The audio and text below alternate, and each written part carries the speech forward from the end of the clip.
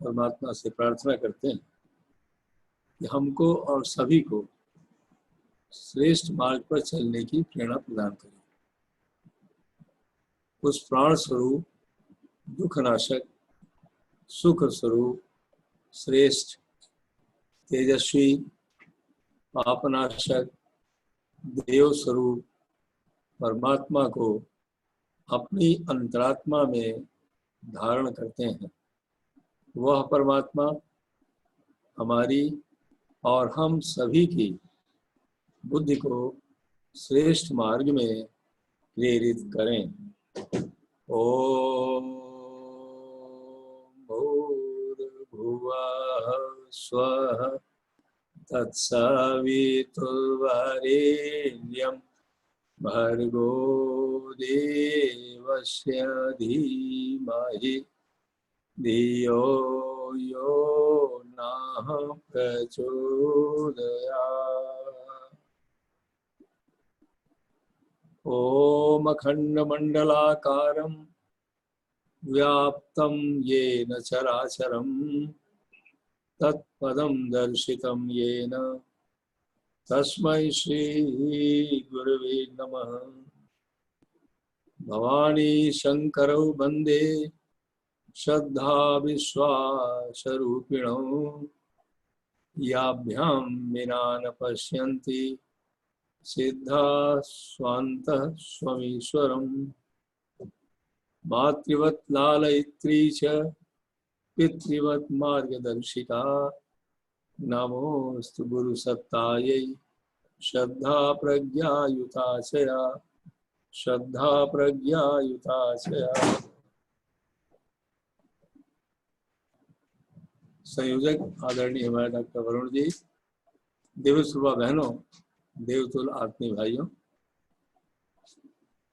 परमात्मा की बहुत बड़ी कृपा है कि आप सब देवतुल भाई बहन गायत्री तीर्थ शांति कुंज हरिद्वार से परम पूज्य गुरुदेव और वंदनीय माता जी का विचार नहीं, दर्शन उन्हें दिया है। आज उन्हीं के दर्शन को भाई के रूप में, संदेश वाहक के रूप में स्वयं अपने जीवन में अपनाते हुए और आपके समक्ष उसको प्रस्तुत करने चल रहे हैं, जिससे लौकिक और पारलौकिक दोनों लाभ हमको आपको प्राप्त हो सके। क्यों कल से श्राद्ध तर्पण की प्रक्रिया जो हमारी भारतीय संस्कृति, देव संस्कृति के एक अनिवार्य अंग कहा गया है, वो प्रारंभ होने चल रही है।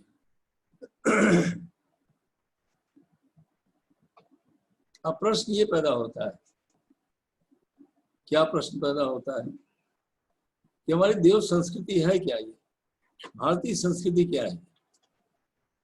भारतीय संस्कृति केवल इसलिए कहा गया है कि संस्कृति कहते हैं श्रेष्ठ भावनाओं के, श्रेष्ठ विचारों का उत्पादन, जो भारतवर्ष के ऋषियों के द्वारा सारे विश्व को दिया गया है, इसीलिए इसका नाम भारतीय संस्कृति कहा गया। और स्वयं वेद भगवान कहते हैं यजुर्वेद में, सा प्रथमा संस्कृति विश्वभारा, ये प्रथम संस्कृति है, देव संस्कृति, डिवाइन कल्चर, जिसको सारे विश्व ने स्वीकार किया है। हम सब भारत के रहने वाले लोगों को ये स्पष्ट होना चाहिए और एक क्लियर कॉन्सेप्ट होना चाहिए कि हमारी संस्कृति क्या है। इस पृथ्वी के ऊपर जब परम पूज्य गुरुदेव का गायत्री के सिद्ध पुरुष प्रज्ञावतार के रूप उनका अवतरण हुआ, प्रज्ञा तो आप समझते होंगे, जहाँ पर केवल सत्य का निवास होता है उसी को प्रज्ञा कहते हैं। ये बुद्धि की चरम पराकाष्ठा है। It is highest level of our intellect, इसी को प्रज्ञा कहते हो। प्रखर प्रज्ञा, प्रखर means very very sharp, that is called pure intelligence. और वो निराकार सत्ता होती है। इसीलिए आपने देखा होगा कि जो परम पूज्य गुरुदेव का समाधि स्थल शांति कुंज बना हुआ है, और 2 जून 90 को परम पूज्य गुरुदेव ने अपनी इच्छा शरीर छोड़ा।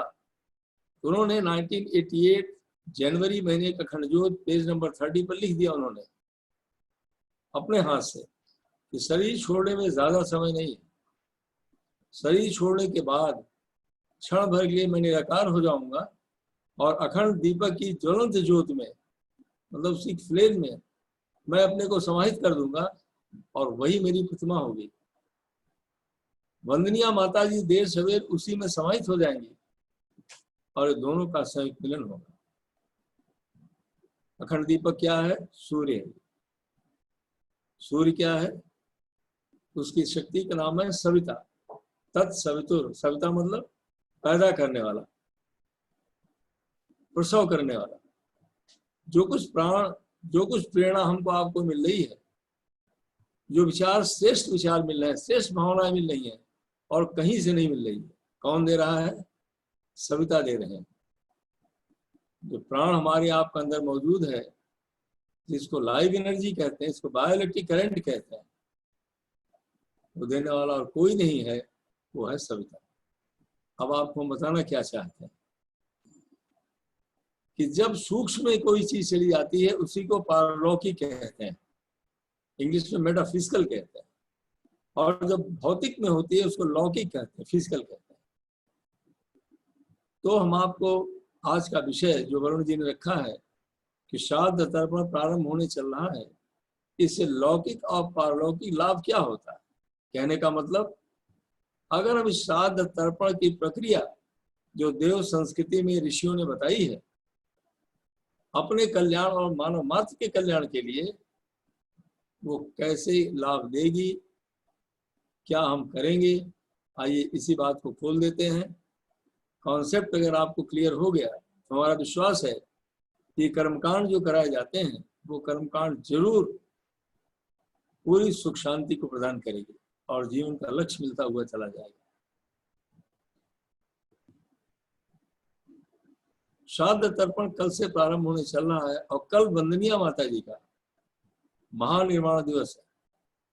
वंदनीय माता जी ने पूर्णिमा के दिन, डेट थी उसमें 19 सितंबर 1994, अपनी इच्छा से अपने शरीर को छोड़ा था। बहुत पहले वंदनीय माता ने लिख दिया है कि मैं अपने शरीर को पूर्णिमा के दिन छोड़ूंगी, और पूर्णिमा के दिन माता ने शरीर छोड़ा है।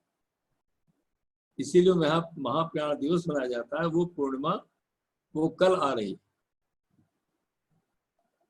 इसीलिए कल से शाम से ही, कल से ही ये भी प्रारंभ हो जाएगा, श्राद्ध और तर्पण। अभी परम पूज्य गुरुदेव जी के गोष्ठी में लेते समय जो उन्होंने कहा था वो लिखा भी है और सबसे निवेदन करते रहते हैं। पूज्य गुरुदेव ने ये कहा कि बेटा 29 दिन तक तो जन संपर्क करते रहना और 30वें दिन पूर्णिमा के दिन दीप यज्ञ कर देना अपने यहाँ पर, अपनी शाखा में। और जब दीप यज्ञ आप करेंगे पूर्णिमा के दिन, कुछ गुरुदेव ने कहा सोती हुई आत्माएं जग जाएंगी। ये गुरुदेव के शब्द नहीं। जगने का मतलब क्या है? हमको कर्तव्य का बोध हो जाएगा। हमको मानव शरीर मिली हुई है और इस शरीर की जो एज है वो लिमिटेड एज मिली हुई है, निश्चित समय के लिए मिली हुई है, और उस निश्चित समय के अंदर हम उसका कैसे सदुपयोग करें कि हमारा लौकिक और पारलौकिक दोनों जीवन अच्छा होता हुआ चला जाए और हमको अपने लक्ष्य की प्राप्ति हो जाए। अब हम श्राद्ध और तर्पण क्यों करते हैं? तो हमारी देव संस्कृति क्या बताती है, पहले हमको आपको ये जरूर जानना चाहिए। देव संस्कृति की मुख्य बात क्या है? ये ऋषियों के द्वारा बताई गई। आप कहेंगे ऋषि कौन है? 2 तरीके के वैज्ञानिक होते हैं। एक भौतिक वैज्ञानिक है जो बाहर की चीजों पर रिसर्च करते हैं, मैटर के ऊपर करते हैं। Matter means heat, light, electricity, sound, energy, magnetism, इनके ऊपर रिसर्च करके उसका लाभ लेते हैं। और स्पिरिचुअल साइंटिस्ट है, वो क्या करते हैं? उनको आध्यात्मिक वैज्ञानिक कहते हैं। स्पिरिचुअल साइंटिस्ट कहते हैं। वो किस पर रिसर्च करते हैं? वो अपने अंदर के शरीर के अंदर अपने साइकोडायनिक्स पर करते हैं। आप कहेंगे साइकोडायनिक्स क्या है? हमारा मन कैसे काम कर रहा है, हमारा स्वभाव किधर को जा रहा है, हमारी इच्छाएं किधर को जा रही हैं, हमारा विचार कहाँ खींच करके ले जा रहा है, हमारे दुख का कारण क्या हो रहा है, हम कहाँ निगेटिव चल रहे हैं, पॉजिटिव चल रहे हैं, क्यों चल रहे हैं, कैसे चल रहे हैं, कैसे उसको हमको ठीक करना चाहिए। जो अंदर की चेतना का जो विज्ञान है उसी स्पिरिचुअल साइंटिस्ट कहते हैं। और जो कुछ हम आप गाइडेड हो रहे हैं उस चेतना का मतलब सक्रिय, उससे गाइड हो रहे हैं। आपने देखा हाथ पैर क्या है, तो जड़ है ये। जड़ का मतलब इट हैज नो एक्शन। इसमें एक्शन जो करने वाला है वो हमारे आप अंदर का प्राण है, वो that is called bioelectric current, जिसको लाइव एनर्जी कहते हैं। और जब उस एनर्जी के बारे में जो मन बुद्धि चित्त और अहंकार के बारे में है, जब उसके बारे में हम विश्लेषण करते हैं, अपनी समीक्षा करते हैं, उसका सुधार करते हैं, उसका निर्माण करते हैं, तो इसी कहते हैं आत्मविज्ञान, इसी कहते हैं साइंस ऑफ सोल, इसी कहते हैं साइंस ऑफ स्पिरिट, इसी हिंदी में कहते हैं संस्कृत में आध्यात्मिक ज्ञान। तो हमारी आध्यात्मिक ज्ञान के ऋषि क्या बताते हैं? देव संस्कृति में पहली मान्यता क्या है कि पदार्थ के ऊपर, पदार्थ मतलब मैटर, पदार्थ मतलब इंद्रियां, मोटी भाषा में आपसे कहें, इंद्रियों पर किसका नियंत्रण होना चाहिए? नियंत्रण किसका होता? मन का होता है। मन पर किसका नियंत्रण है? बुद्धि का, और कोई दिखाई नहीं पड़ रहा है। और बुद्धि पर किसका नियंत्रण है? उच्च भावनाओं का, जिसको आत्मा कहते हैं। उस पर किसका नियंत्रण है? यूनिवर्सल कॉन्शियसनेस, जिसको परमात्मा कहते हैं।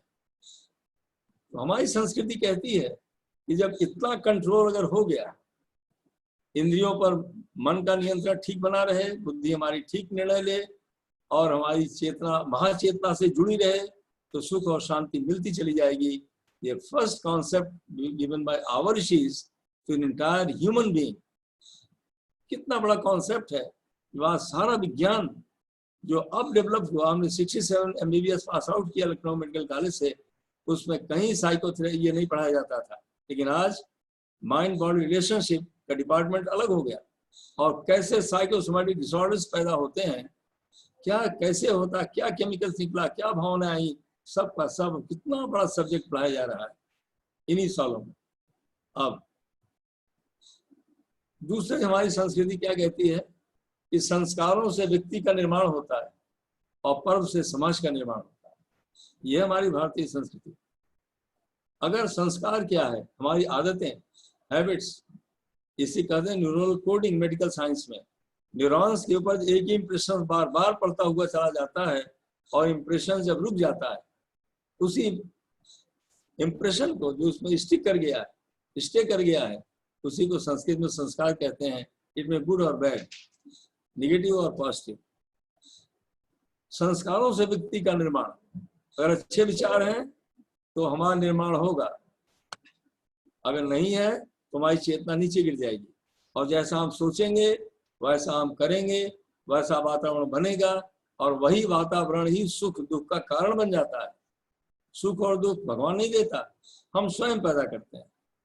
पहले हम सोचते हैं, फिर हम करते हैं, फिर एक एनवायरनमेंट बनता है, और उसी से दुखी होते हैं और प्रसन्न हो जाते हैं। कितना क्लियर कॉन्सेप्ट परम पूज्य गुरुदेव आज प्रज्ञा पुराण के माध्यम से, जो देव संस्कृति खंड है, और चौथी है ये लीला है उनकी, जिसमें कितना क्लियर कॉन्सेप्ट दिया गया है, जो कोई व्यक्ति इसको समझ सकता है। तीसरा क्या हमारा कॉन्सेप्ट है? कर्म फल का सिद्धांत। जैसा हम कर्म करेंगे वो हमको भोगना ही पड़ेगा, चाहे अच्छा हो चाहे बुरा हो, ये मिलता रहेगा। चौथा क्या है? जीवन क्रम का विभाजन, इसको आश्रम व्यवस्था कहते हैं। ये हमारी संस्कृति कहती है कि भगवान ने 100 वर्ष का जीवन दिया है, और 100 वर्ष के जीवन में 25 वर्ष ब्रह्मचर्य आश्रम, 25 गृहस्थ, 50 के बाद वानप्रस्थ, मतलब समाज के अधिक अपने लिए कम, और उसके बाद फिर संन्यास का मतलब सत्य का न्यास करना, सम्यक सत्य का न्यास, मतलब ट्रुथ को इस अंदर में समझ लेना कि आई एम इमॉर्टल, मैं अमर हूं, इसी को कहते हैं संन्यास। सम्यक सत्य का न्यास करना, पूर्ण रूप से सत्य की स्थापना कर लेना। इसलिए चौथी स्टेज बनाई गई है, जब आदमी को उस कर्तव्य से मुक्त हो गया, अपने लिए, अपने परिवार के लिए, अपने बच्चों के लिए मुक्त हो गया। अब शरीर में उतनी ताकत नहीं है, लेकिन अनुभव से भरा हुआ है, शक्ति से भरा हुआ है, ज्ञान से भरा हुआ है। इसमें वो उन बंधन से छुटकारा पा करके मृत्यु और माँ अमृतम गमय। हमारी भारतीय संस्कृति ये तो कहती है अमरता में विश्वास करना। हम कभी मरते नहीं है, ये शरीर बदल रहे हैं, केवल मर नहीं रहे हम। ये चेतना कभी मरती नहीं है, वो तो एनर्जी है। एनर्जी कहाँ मरती है, ट्रांसफॉर्म होती है केवल। हीट कहाँ मरेगी, लाइट कहाँ मरेगी, साउंड कहाँ मरेगी, मैग्नेट कहाँ मरेगा, तो कोई मर ही नहीं सकता होता। और हम है प्रकाश के रूप में। ये तो विज्ञान ने भी सिद्ध कर दिया है कि हम अंदर से क्या है और बाहर से क्या है। तो हमारी संस्कृति कहती अमरता में विश्वास करना, हम अमर हैं, ये संस्कृति है। आप कहेंगे अमरता में विश्वास की क्यों बात कही गई है, हम अमर हैं। अगर अमरता में विश्वास करने के बाद हमारी संस्कृति ने कहती पुनर्जन्म होता है, तो क्या होता कि कर्म फल में विश्वास आदमी का चला जाएगा, आदमी उद्दंड हो जाएगा। क्यों? क्योंकि अगर हमको कर्म का फल मिलना ही नहीं है तो क्या करना है।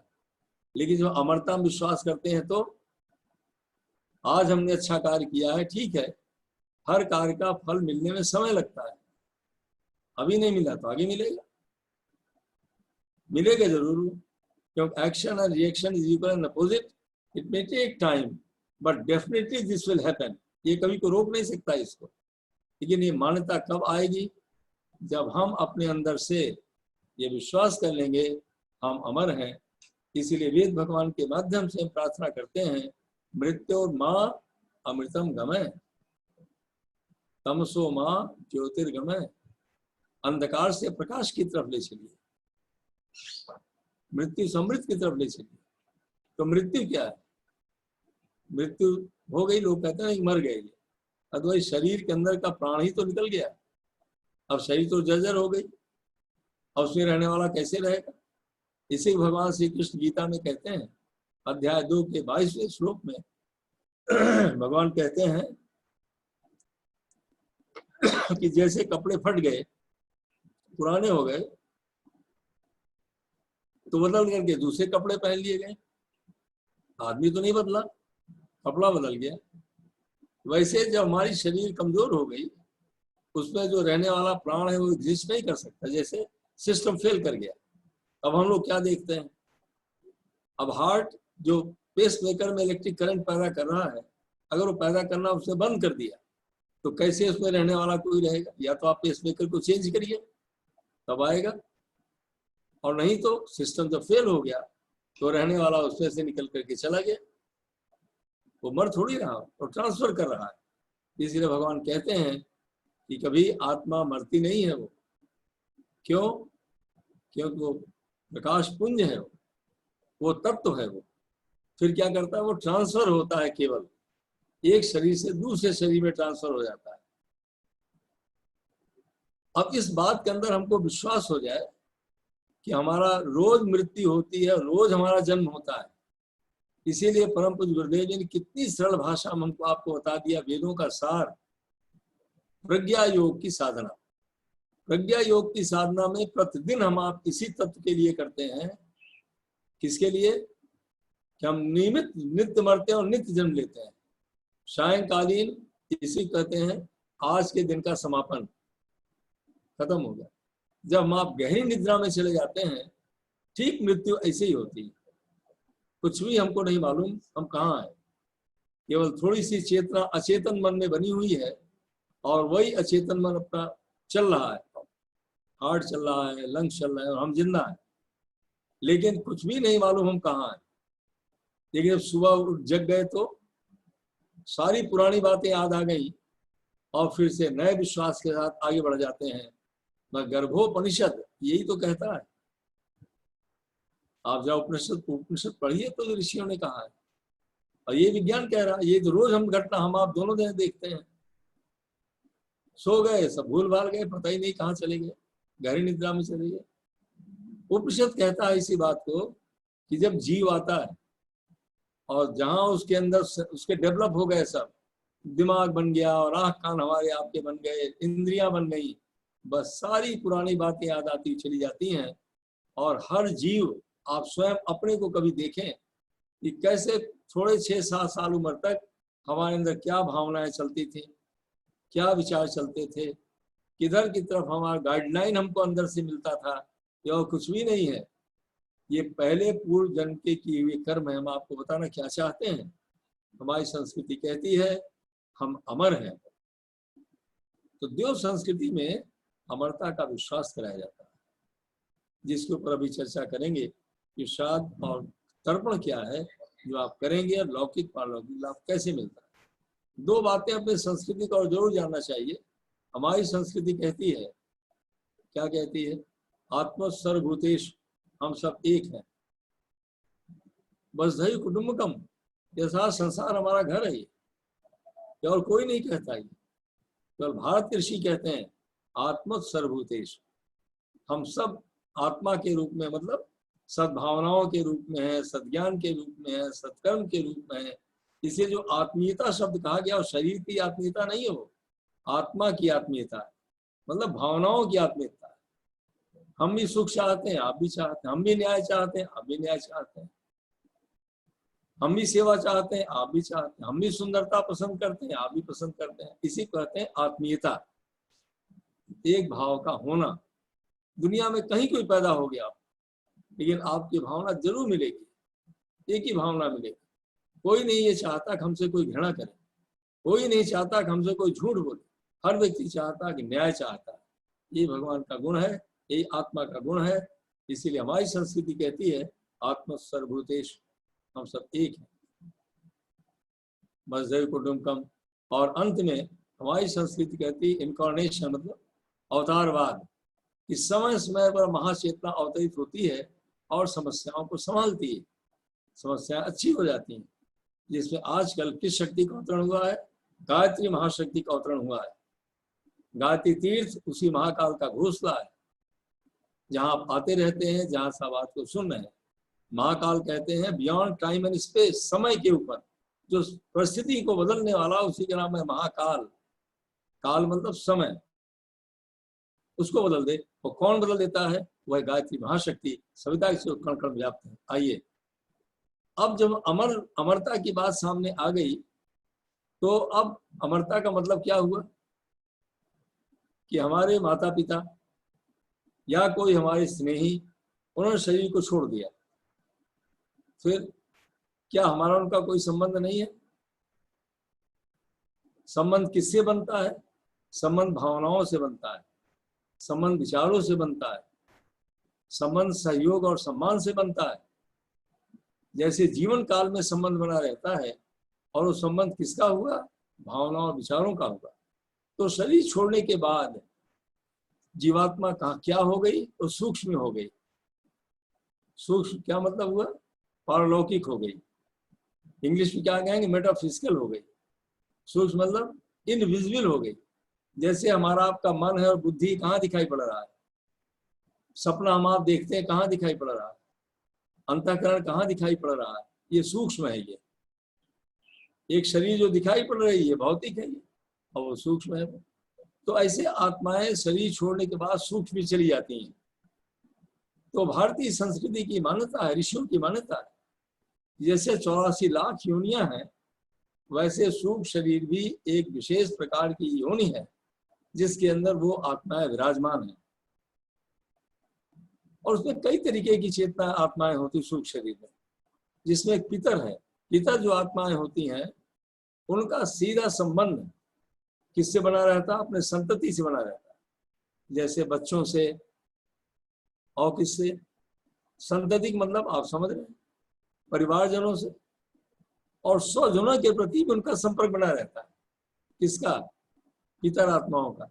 सूक्ष्म में जाने के बाद आप कहेंगे इसका कोई प्रमाण है? प्रमाण तो अनेक है, लेकिन हम आप केवल एक वो बात बताना चाहते हैं जो आपने सुना भी होगा। 1886 में जब परमहंस जी अपना शरीर छोड़ चुके थे, और माँ शारदा मणि को उन्होंने एक सोने का एक कंगन दे रखा था कि हमेशा तुम इसको पहनना। प्रसाद के रूप में, तो पहनती थी। एक बार वो उसको पहन करके वृंदावन गई दर्शन करने के लिए। ट्रेन में जब वापस आ रही थी वो, तो भगवान का दर्शन तो स्वयं मैं ही थी। वो तो शारदा मणि और परमहंस जी एक ही आत्मा थे। भगवान कृष्ण का दर्शन उनको उस रूप में हुआ जब, तो उनका हाथ तंद्रा में खिड़की के ऊपर गिर गया माँ शारदा मणि का। अब उसको कोई कड़ा निकाल सकता था। स्वयं उन्होंने लिखा है कि परमहंस जी आए और उन्होंने खिड़की में अपनी सर डालकर, सपना देख रहे हैं, सर डालकर वो कह रहे हैं कि तुम अपना कंगन इसको निकाल लो, नहीं तो ये कहीं गिर सकता है, मतलब ये गायब हो सकता है। तुरंत वो जगी और निकाल कर रख दिया है। ये किसने आकर के बताया, किसने संकेत दिया? शरीर तो नहीं होती है, ये चेतना का संकेत है। इसी को संतति का संबंध कहते हैं। किससे? अपने स्वजनों से, अपने संबंधियों से। ये पितर आत्माएं, ये उच्चकोट की आत्माएं हैं। परम पूज्य गुरुदेव ने इसी बात को लिख करके दिया है। आपने कभी अगर पुस्तक पढ़ा हो, कौन सी, परिवर्तन के महान क्षण, पेज नंबर 30, आप उसको जरूर पढ़िएगा। ये गुरुदेव जी की अंतिम पुस्तक है। ये तो 2 जून 90 को रिलीज हुई है। ये कुछ गुरुदेव ने लिखा है, ये शरीर रूपी ढकोसला को छोड़ने के बाद जो कोई भी हमको याद करेगा, उसको वहीं प्रेम करते हुए, उसकी टूटी हुई आत्मा को जोड़ते हुए, उठाते हुए वहीं दिखाई पड़ेंगे। तो शरीर थोड़ी दिखाई पड़ेंगे। कैसे? हमको आपको प्रेरणा देते हुए, प्रकाश देते हुए, साहस देते हुए, सहयोग दिलाते हुए दिखाई पड़ेंगे। हमारी भारतीय संस्कृति ने इसी बात को क्या कहा है, अपने पितरों से, अपने देवात्माओं से, उनसे जो स्नेह हमारा रहा है, स्नेह, सहयोग और श्रद्धा, इससे कैसे मुक्त हुआ जाए, क्या किया जाए? इसी को मुक्त होने के लिए, व्यक्त करने के लिए ऋषियों ने एक आध्यात्मिक प्रयोग बना दिया है, आध्यात्मिक उपचार दे दिया है। इसको स्पिरिचुअल ट्रीटमेंट कहते हैं। उसी ट्रीटमेंट का नाम है श्राद्ध और तर्पण। श्राद्ध और तर्पण, ये ट्रीटमेंट है। ये किसका ट्रीटमेंट है? ये अपने स्नेह को, अपने सद्भावनाओं को, अपने सहयोग को व्यक्त करने के लिए, अपनाने के लिए और क्रियान्वित करने के लिए। इसीलिए इसमें 2 शब्द आते हैं, श्राद्ध और तर्पण। श्राद्ध का मतलब श्रेष्ठ भावनाओं को होकर के, श्रेष्ठ सद्भावनाओं के साथ आचरण को करना। मतलब श्राद्ध में साधनों को हम दान करते हैं, धन का दान करते हैं। इसीलिए करते हैं कि जो हमारे पूज्य रहे, माता पिता हैं, हमारे इष्ट हैं, हमारे गुरुदेव हैं, या अन्य कोई, जो उनका कार्य छूटा हुआ है, उससे कैसे मुक्ति मिलेगी? अब जिस माता पिता ने या भाई बहन ने, जिन्होंने पूरा सहयोग किया है, अपना श्रम दिया, अपना समय दिया, अपनी भावनाओं को दिया, कैसे उसे ऋण हुआ जाएगा? जिससे हमने लिया अगर वापस नहीं करेंगे तो क्या होगा? बोलेगा तो कोई नहीं, लेकिन अपने मन के अंदर लगातार एक भाव उठता रहेगा, तुमने लिया तो, लेकिन तुमने दिया नहीं है। इससे क्या होता है? असंतोष पैदा होता है, डिससेटिस्फैक्शन लाइफ में होता है। सेटिस्फेक्शन कब होता है? जब हमने आपसे लिया है और आप हम वापस कर दें, खिला दें आपको, तब वो सेटिस्फेक्शन हो जाता है, अन्यथा नहीं हो सकता। हम आपको जिस बात को बता रहे हैं, हम ये केवल आपको पढ़ करके नहीं बता रहे हैं। 53 वर्ष से आज 53 ईयर्स हो गए हमको, आदमियों, मरीजों को 2 घंटे देखते हुए। तब तो ज्यादा देखते थे, 32 साल से शांति कुछ नहीं रह रहे हैं, यहाँ 2 घंटे देखते हैं।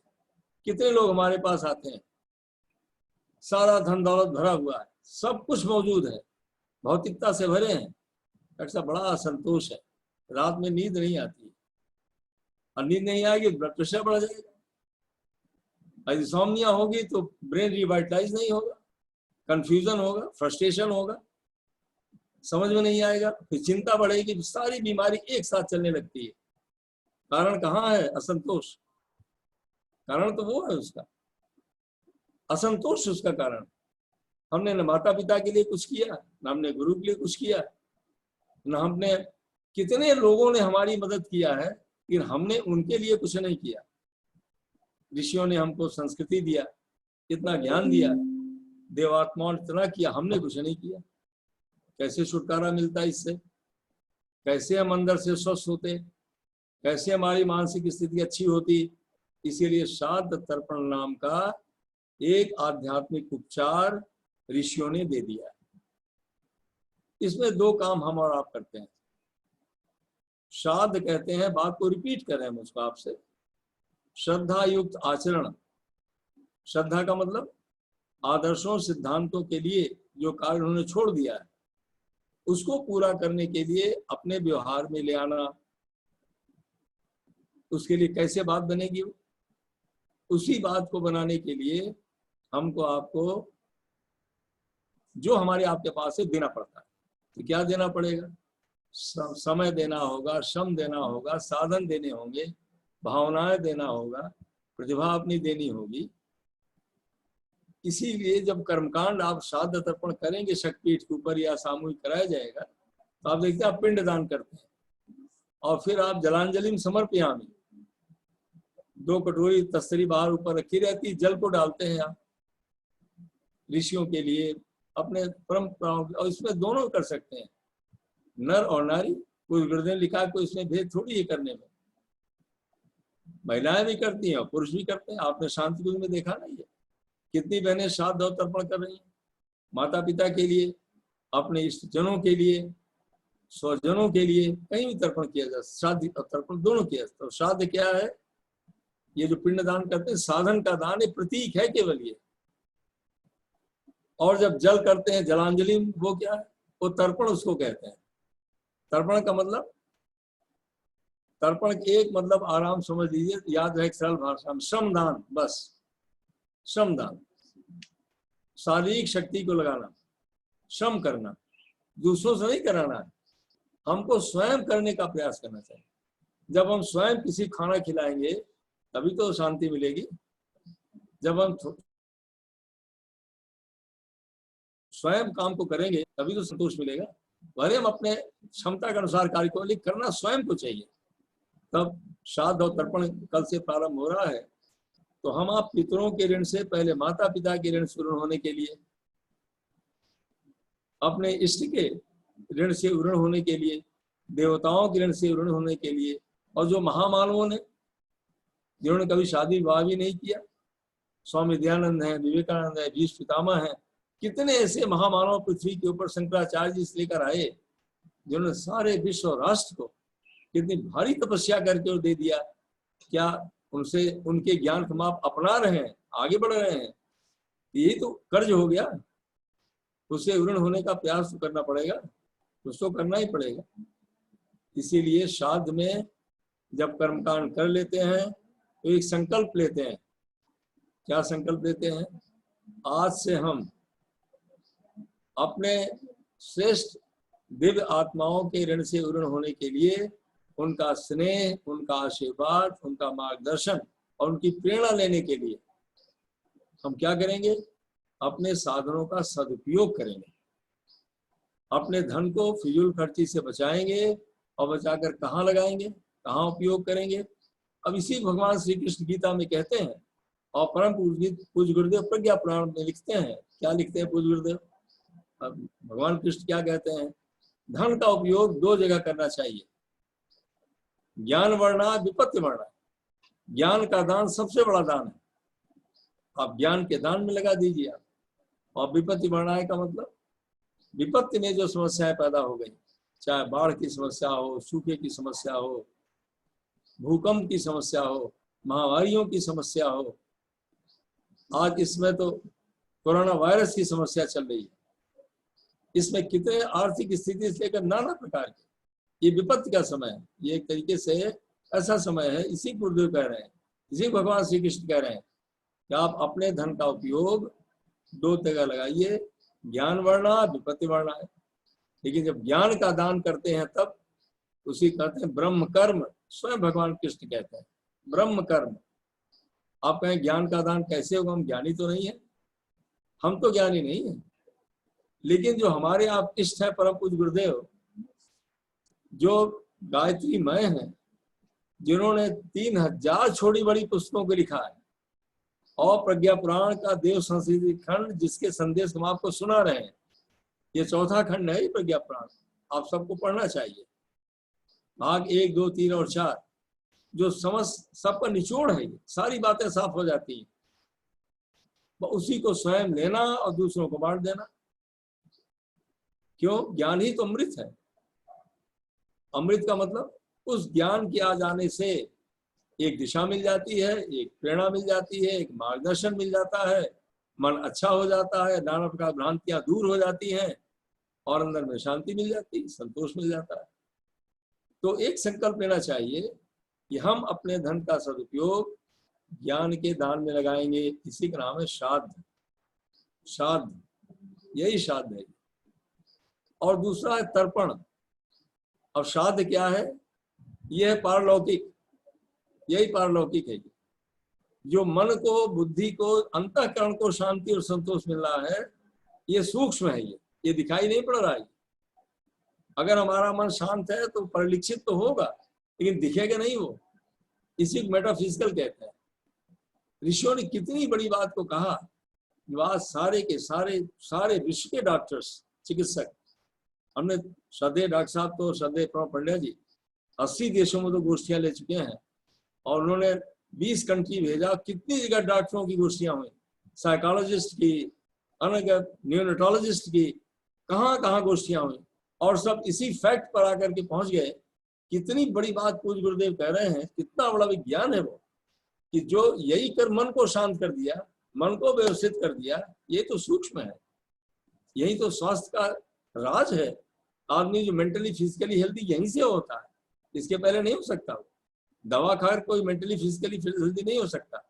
वो होगा तो विचारों से होगा, क्योंकि जैसा विचार है वैसी हार्मोन्स है, जैसा हार्मोन है वैसा विचार है। और श्राद्ध हमको आपको जब सत्कर्म करने का विचार दे देता है, फिर क्या कहना है?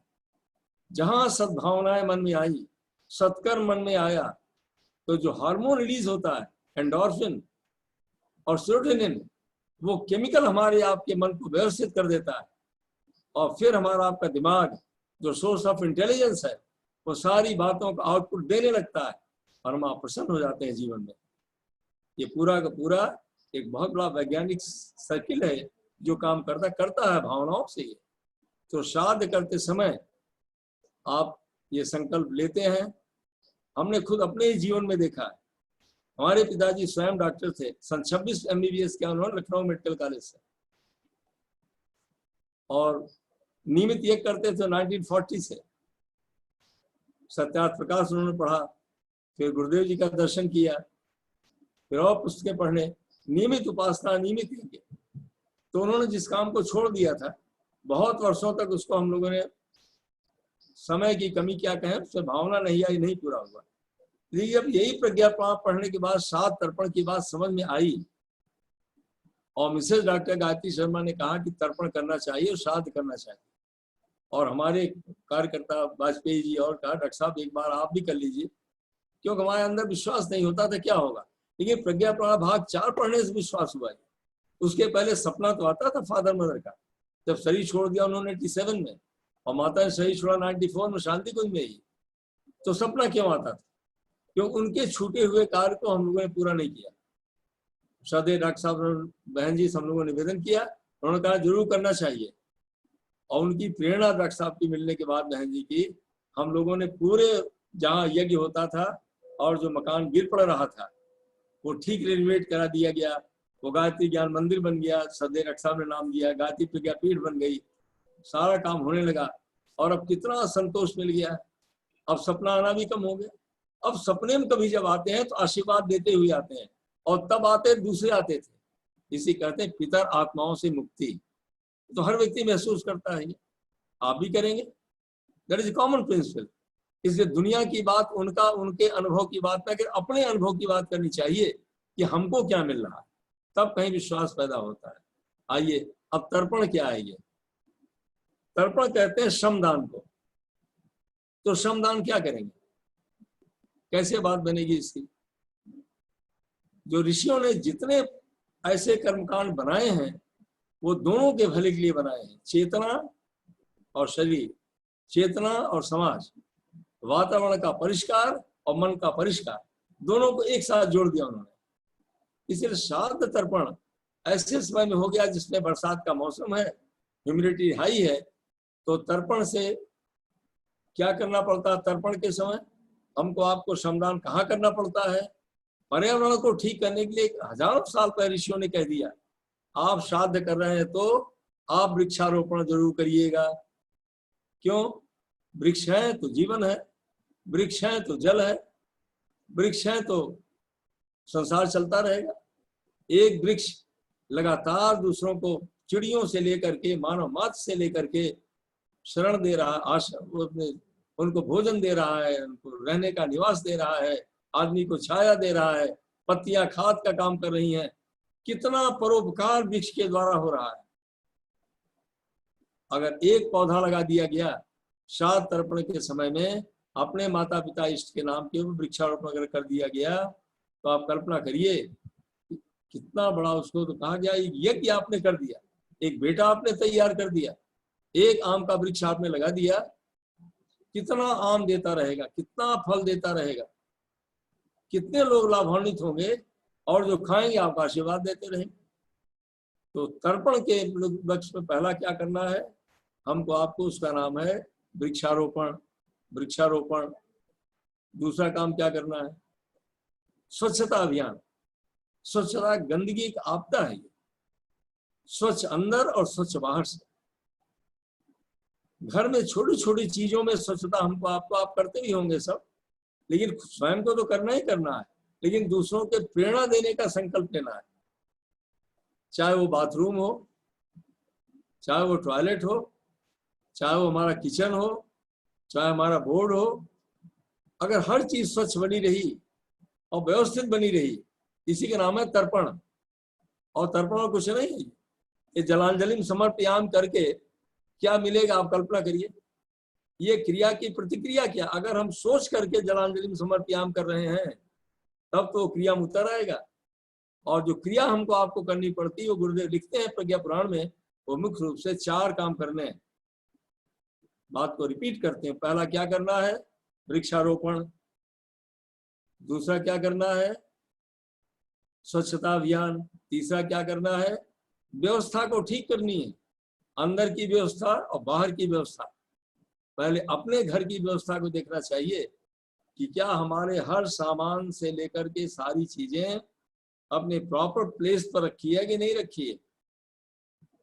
इसी कहते हैं व्यवस्थित जीवन। व्यवस्थित जीवन। अगर बाहर में व्यवस्था है तो अंदर में अपने आप व्यवस्था बनती चली जाती है।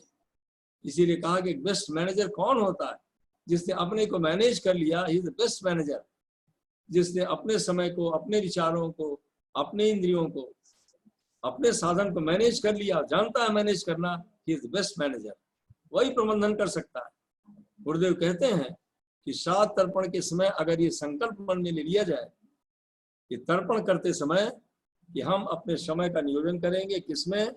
वृक्षारोपण में 1, स्वच्छता में 2, व्यवस्था में 3 और चौथा शिक्षा संवर्धन के कार्यक्रम में, शिक्षा विद्या के विस्तार में। आज कितने बच्चे हमारे हैं जो बिना पैसे के पढ़ नहीं पा रहे हैं, फीस नहीं दे पाते हो। सब व्यवस्था अपनी जगह है, लेकिन जब व्यवहार में तो आइए। हम कभी एक जमाना निकल गया जब बहुत सस्ती थी, 1972-73 की बात है, जब कोई मेडिकल ऑफिसर थे, एक लड़का 8 आने मांगने के लिए आया था, जिसमें हम लोगों की ग्रेड क्लास 2 गस्टेड ऑफिसर्स की वो 300-900 थी। ये 1972 की बात बता रहे हैं आपसे। हमको आश्चर्य लगा, हमने कहा बेटा तुम 8 आना क्यों मांग रहे हो? उसने कहा साहब फीस देनी है। हमको अंदर से बड़ी ग्लानि हुई, क्या हमारे ऐसे बच्चे हैं जो 8 आना जिनके पास नहीं है? ये खैर वही डॉक्टर साहब गायत्री जी बैठी थी, उन्होंने कहा बेटा हम लोग तुमको पढ़ाएंगे, तुम चिंता मत करो। फीस ही क्या थी? इतना संतोष आठने का महत्व नहीं है, महत्व केवल भावनाओं का है। तर्पण हम केवल इसीलिए करते हैं कि हम आज से क्रिया पक्ष का संकल्प लेते हैं। परम पूज्य गुरुदेव अज्ञात नाम से एक सद्वाक्य गुरुदेव ने लिखा है, ज्ञान बिना कर्म मस्तिष्क की कल्पना है और कर्म बिना ज्ञान अंधे की टटोल है। ज्ञान बिना कर्म, नॉलेज विदाउट एक्शन, क्या है ये? मस्तिष्क, इमेजिनेशन ऑफ द माइंड, मस्त केवल कल्पना है ये। हम सोचते रहे, करे कुछ ना, कुछ भी नहीं मिलने वाला।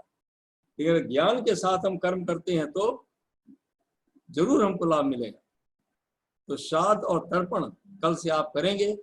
15 दिन तक तर्पण किया जाता है, एक दिन करते हैं उसको, या जब आपको समय मिले तब करिए आप।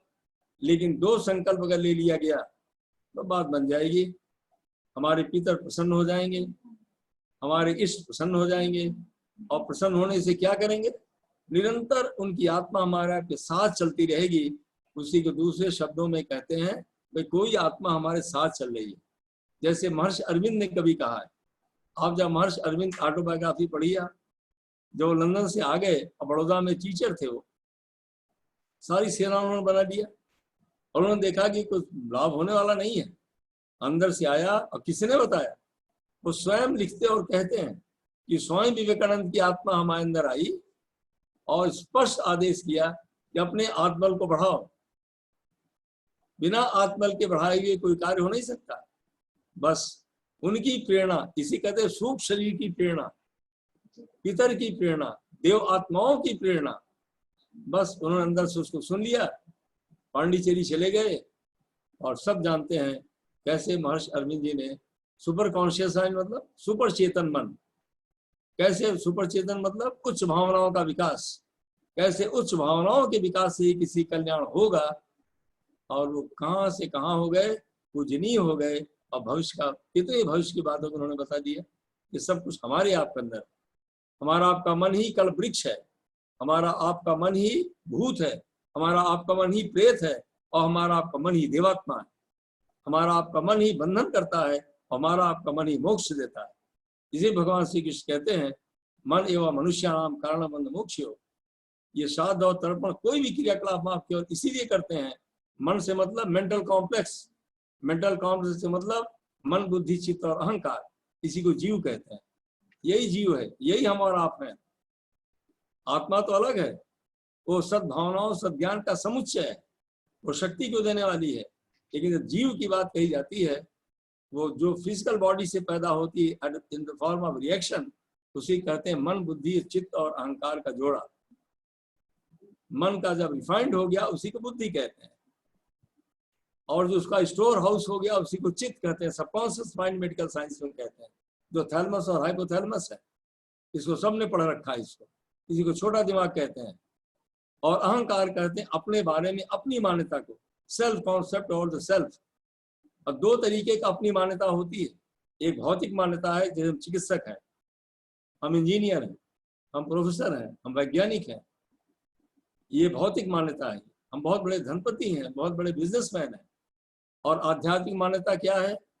हम एक संयमी व्यक्ति हैं, हम एक उदार व्यक्ति हैं, हम न्यायप्रिय व्यक्ति हैं, हम सेवाभावी हैं।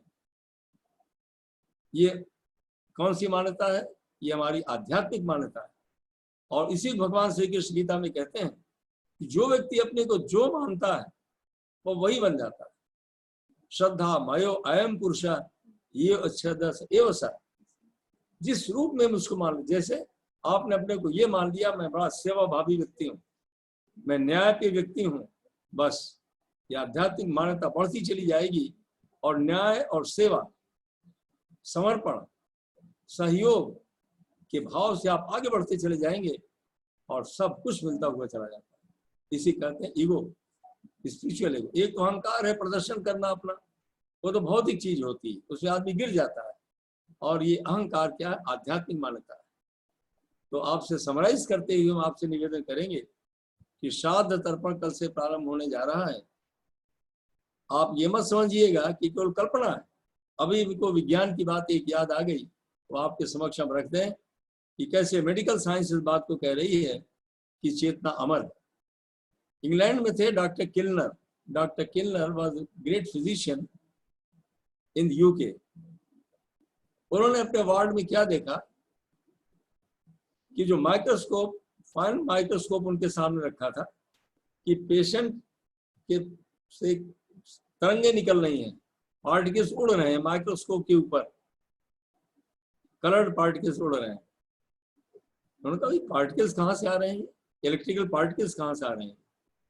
तो उन्होंने क्या किया कि उस मरीज के कपड़े को हटा दिया और केवल कपड़े को ले आकर के उस शीशे के पास रखा, मरीज दूसरे कमरे में और उसका कपड़ा उधर।